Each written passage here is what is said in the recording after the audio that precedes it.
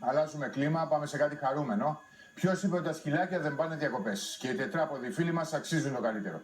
Η Αθήνα Χάλκου βρέθηκε σε ξενοδοχείο σκύλων, το οποίο προσφέρει όλες τις ανέσεις για μια σκυλήσια ζωή.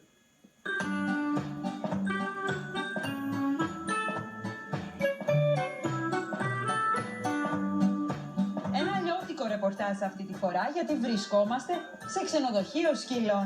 Εμείς εδώ με τη σειρά μας δίνουμε στα σκυλάκια τις διακοπές που τους αξίζουν. Έλα. Αυτό το σκυλάκι είναι παππούς. Είναι ο Ρωμαίο και είναι 11 χρονών. Θα μείνει στο ξενοδοχείο για μια εβδομάδα. Σας συστήνω το Δία και την Μέρλιν. Θα μείνουν στο ξενοδοχείο για 20 μέρες. Η Μίλη απολαμβάνει το σέρφινγκ στην πισίνα, πάνω στη σανίδα, με το σωσίβιό της.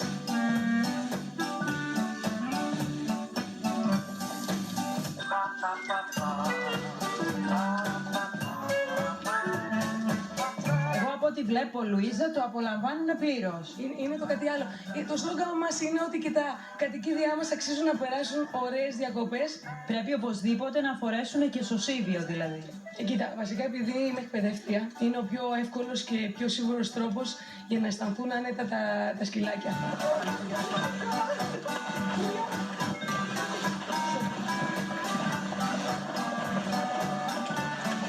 Θέλω να θυμηθείς την πιο γλυκιά ιστορία και να τη μοιραστείς μαζί μας. Το γεγονός όταν σου φέρνουν σκύλο 15 χρονών, 16 χρονών, που υπάρχει μια αβεβαιότητα στο τι θα γίνει αύριο, και έρχεται ο ιδιοκτήτης και τον παίρνει ανανεωμένο, ορεξάτο και λες και ξαναγεννήθηκε, αυτό το πράγμα σε πλημμυρίζει όλο χαρά και ευτυχία. Το θέμα είναι το πιο ωραίο όμως είναι αντί να βγουν μέσα στο αυτοκίνητο, θέλουν να ξαναβγούν μέσα στο ξενοδοχείο. Δηλαδή δεν έχουν αυτή την τάση φύγης.